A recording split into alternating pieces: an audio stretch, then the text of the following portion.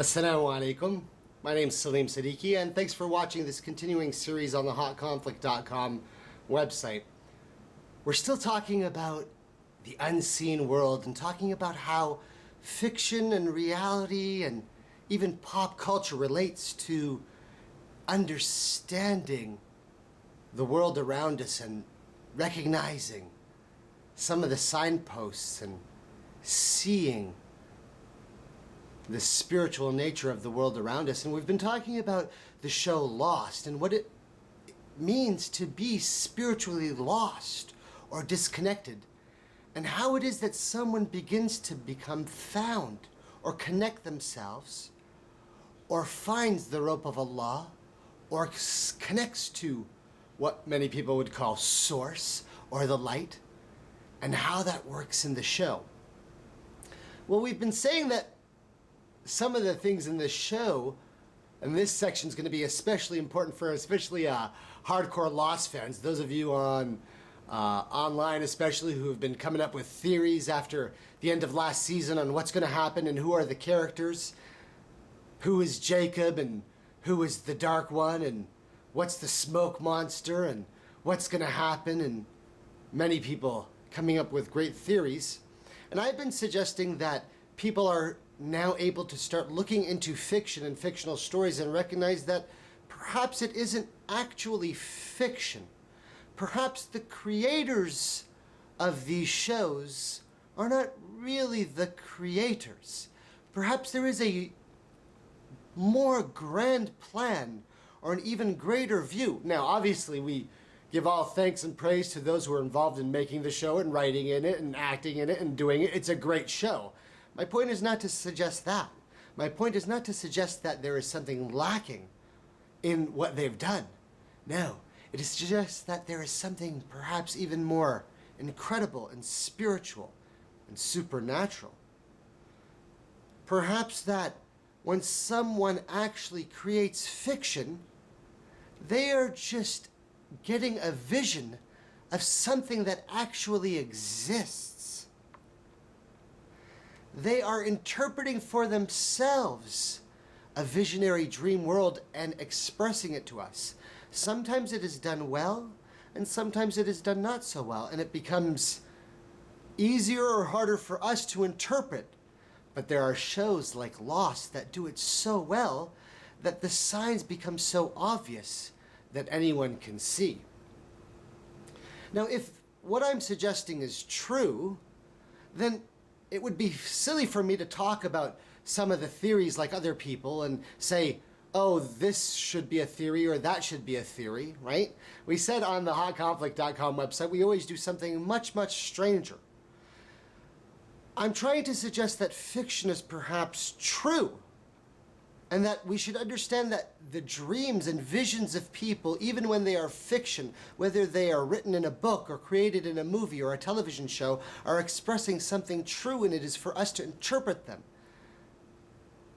Then you're saying what? The TV show Lost, that's not a TV show, that's real?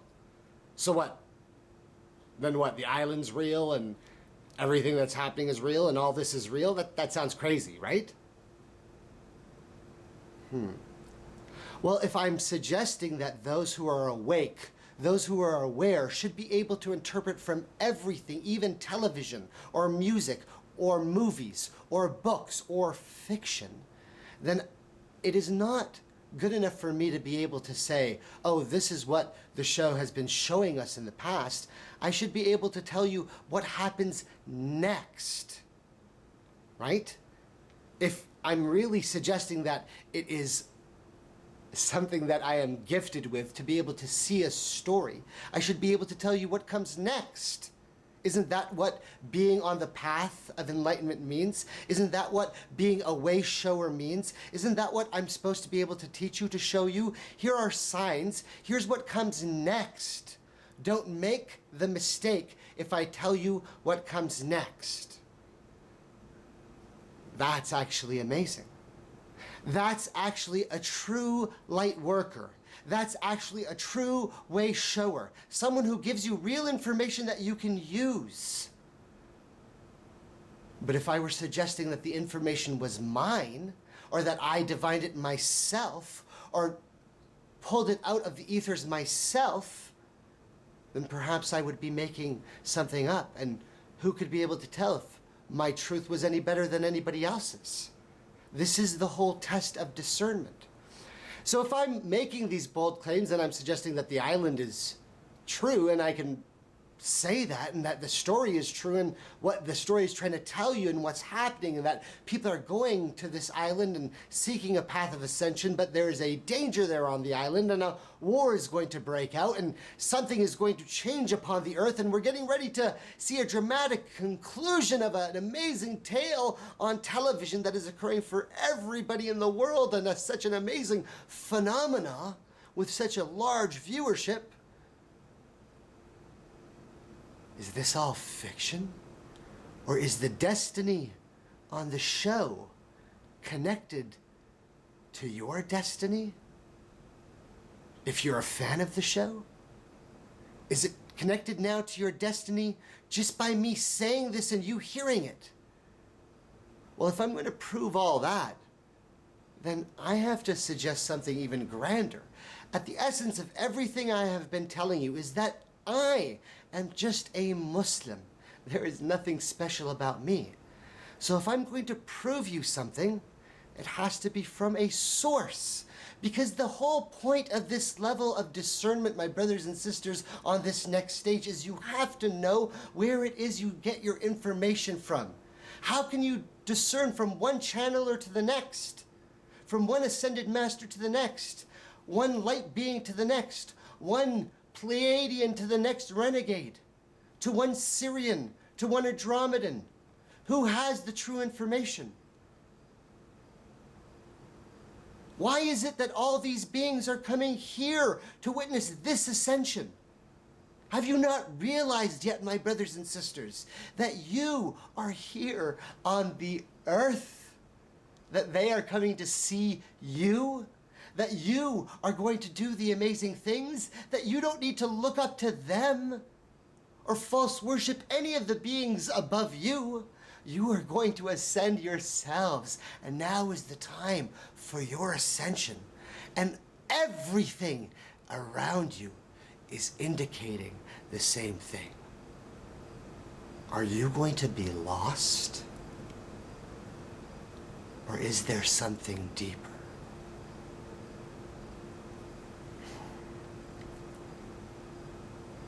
What's going to happen next season? Who is Jacob? All right, Lost fans, let's talk about it. Who is Jacob? Leaves the island, comes back to the island, travels in time, apparently immortal, in an epic struggle against another being to hold him and contain him on the island.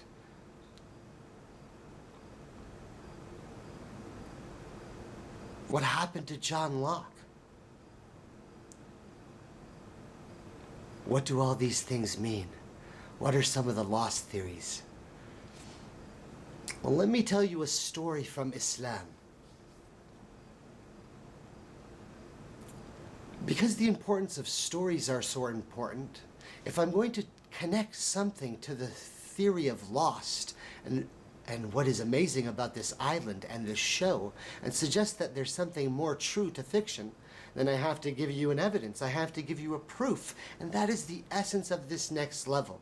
That we have been given the Quran, the word of Allah, and we have been given the Sunnah and the statements of the Prophet. So they asked, and I present to you the story or the statement of Fatima bint Qais. Fatima, a woman, had just gotten divorced, and they asked her, "Oh, Fatima, tell me a story that you heard." Because now we're getting ready to talk about the incident. What is the incident, my brothers and sisters? Oh, Lost fans, here we go. What's the incident? Season finale of Lost. What's the incident? Is it the bomb? Is it traveling back and forth in time? Or is it something even greater? Is it something even more incredible?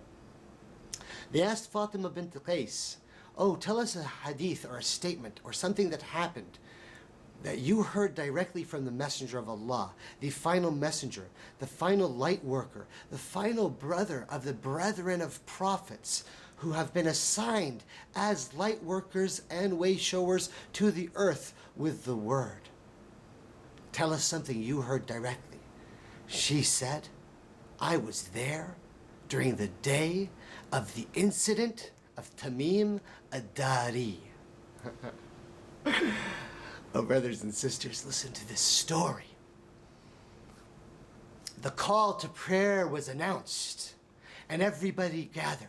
And Fatima bint Qais said this was right after the time that I got divorced. And I was waiting for my period of waiting after my husband had died. Her husband had died in the war, and she wanted to get remarried, and she was waiting for her waiting period. And as soon as her waiting period had ended, she heard the call to prayer, and she gathered in Medina, a city in Saudi Arabia where the Prophet had gathered with all the people to found the nation of Islam. And after the prayer, the Prophet rose to the pulpit and he said to everyone, sit where you are sitting. I have something amazing to tell you today. I have not gathered you here to warn you about some bad acts that you may do. And I have not gathered you here to praise and glorify some noble thing of the higher realms. I have come to tell you of an incident of Tamim Ad-Darri, a Christian man who has come to Medina today and pledged allegiance to Islam, and he has told me a tale of an incident that is so amazing that I have had a hard time sleeping. So excited am I to tell you the story and happy. So gather and listen today, this tale that you are about to hear. Oh, my brothers and sisters, when you hear a story from the Prophet, you know you're about to hear something good.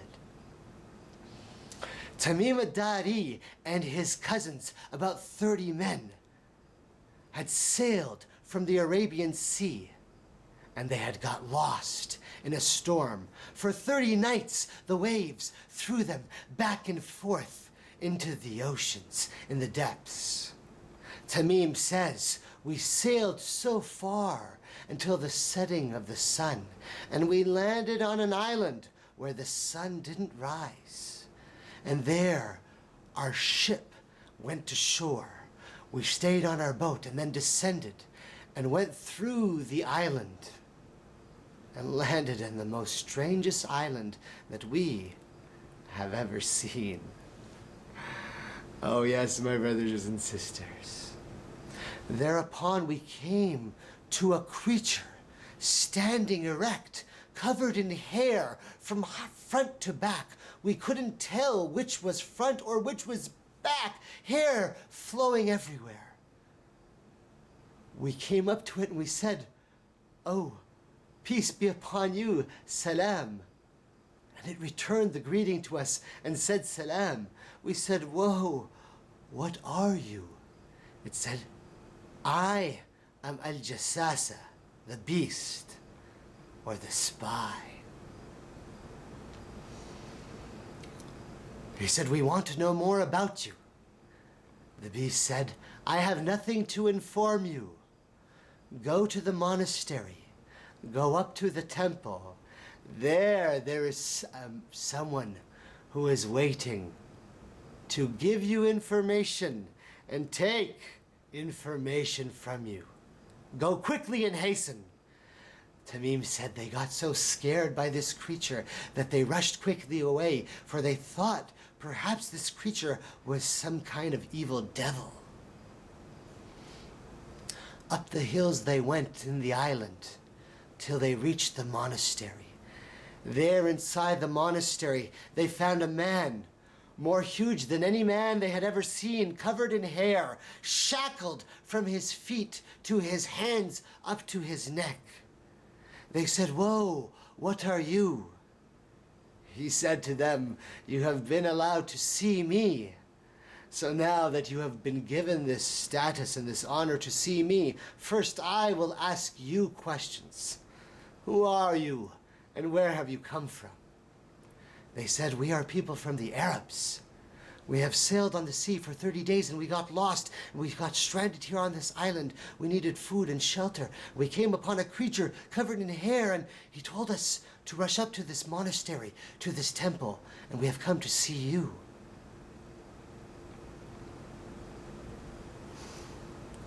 He said, tell me about the date palms of Baysan. These date palms in the Jordan or Sham area, Syrian area. They asked, what are you asking about these date palms? He said, do they still give dates? They wondered at the question and said, yes, of course. The date palms of Baysan give the most luscious dates. He asked, inform me about At-Tabariya, Al-Buhayra At-Tabariya, the spring or the channel of Tabariya. Does the channel flow with water? And they said, yes, At-Tabariya flows normally with water. Why do you ask? He, the man, said, inform me about the spring of Zughar, also in Syria, in the Sham area, a spring of water. They asked, why do you ask? He said, does it give water still? They said, yes, of course, as far as we know, it is giving water to this day.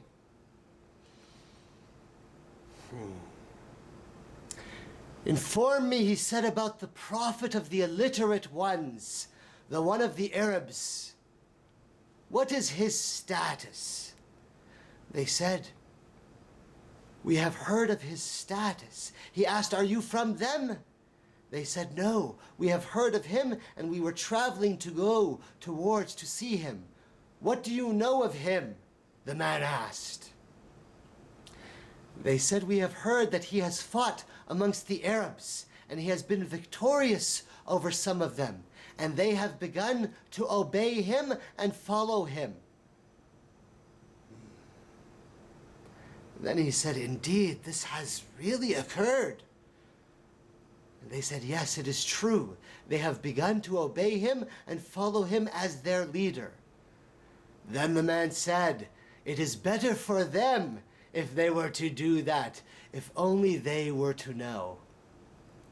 Oh, my lost brothers and sisters, can you believe this story that I am telling you? That we have from the Prophet Muhammad, and we have had it for hundreds of years. Now listen to what he said next.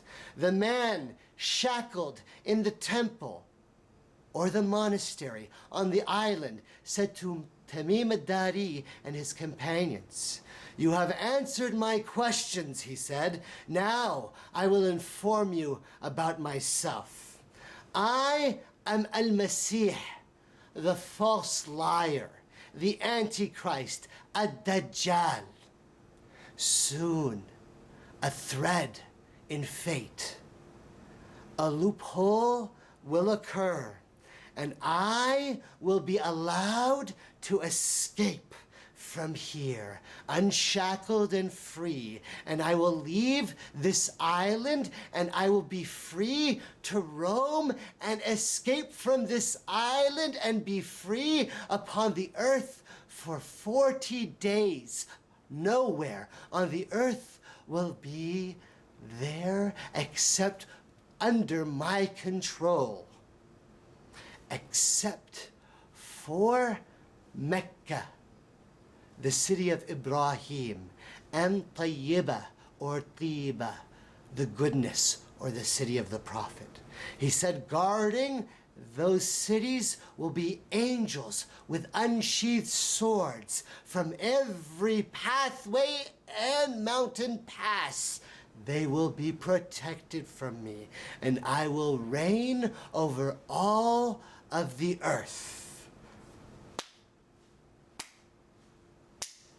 The prophet smacked his staff on the pulpit 3 times and said, "O my people, this story is in agreement with what I have been warning you, as all prophets have warned you about the false liar."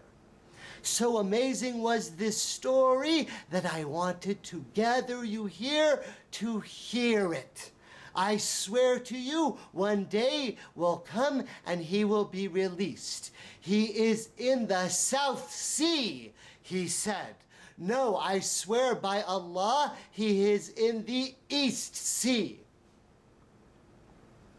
This story has been narrated in the books of the Muslims for hundreds of years with multiple narrations and multiple chains. And all of this is authenticated, my brothers and sisters. O lost fans, O you who are on the path of ascension, who are supposed to connect all that is. You are supposed to be seeking those who can help you find the light and make connections. The reason why I have given you this Hadeeth, this narration from the Prophet, is so that you can see that if you were to understand some of the stories properly that we have in the Quran and some of the stories that we have of the prophets and the statements of the final messenger, then you would be able to discern your own path of enlightenment. And I, as your light worker and path shower, am giving you a simple job, and that is watch the show Lost. Simple assignment. I like to give you simple assignments, and I'm telling you, no matter how lazy you are, I'm still giving you an assignment that you can do and help you on the path of ascension if you have a pure heart and an open mind and are willing to sit and watch one of the most amazing, entertaining shows. Now, Lost fans, did you catch a few things in that story? One, most Muslims have always been wondering about this hadith. Of all the statements of the Prophet related to the Antichrist or the false Messiah, they usually relate to the final timeline related to the return of Jesus, son of Mary, when he returns from his ascension. Again, we're talking about ascension, and Jesus being the return of the ascended Christ as an example to everybody to show, hey, didn't the Prophet Muhammad teach you guys ascension? Were you not paying attention? Sorry for that tangent, but Lost talks about, one, ascension, rebirth, not dying on the island. But then you got a slight secret throwback. Spoiler alert, if you haven't watched the show, you should understand the concept of a walk-in. Now, if you are just a fan of the show and you don't understand the concept of a walk-in, if you are on the path of ascension or spiritually on the path of enlightenment, you should understand the term a walk-in, right? If you don't understand that term, you probably need to do a little bit of research. But the false Messiah, the Antichrist, is a walk-in, as you see in the TV show. The other thing you see is the ascension path, clearly Jacob, the Jacob's ladder. Many people who understand biblical reference, Jacob, Esau, obvious connection there. Higher realms, immortality, some of the higher beings. The other thing that is slightly interesting for many Muslims is many Muslims have been debating for many hundreds of years, those who are not in the know, about the reason why the Prophet ﷺ, peace and blessings be upon him, said that the island is in the East Sea and in the South Sea, and so vehemently made two specific locations. Well, if you're a fan of the Lost show, you understand at a spiritual level why the Prophet had two specific locations where to find the island. If you are someone who is just a student of knowledge and has never watched the show Lost, you might be amazed to see what happens in the show and understand why your Prophet ﷺ specifically said two specific locations for the island. Now, all of that should have tripped you out. But the point being is that you need to start using a certain reference, a certain, what we call in Arabic, furqan, goalpost, authentic text, guidepost that you have as a certainty to be able to discern. This is the whole process of ascension, learning to use and recognize the truth so that you are not at the mercy of anyone else. And it becomes clear very much in the story of Lost as different people take leadership positions and you're forced to decide if you recognize the true leaders and who is the rightful person to follow. You must, O light workers, O path showers, recognize the final messenger, Muhammad, as the final bearer of the light for you to be able to discern the whole picture. And that's why I've told the stories of truth the Story of the Prophet series, if you haven't watched that yet. That's why you need to go back to that. And now being able to see various other fictional stories. This just is about Lost, but we'll do other shows in the future along with various other spiritual and supernatural concepts so that you can start to make these connections by yourself. One final caveat before you get a little bit tripped out. If you understand that the loophole that's being referred to in the beginning of the incident is the actual incident, and if you understand what the Hadeeth implies by the loophole of that who was on the island, then you recognize what time we are in and why those of us who are awake are waking up and trying to tell people there is a deadline to this process and you want to figure out your path before it gets too late. And you might understand now, oh my brothers and sisters. Do you really understand what lies in the shadow of the statue? Assalamu alaikum. Peace.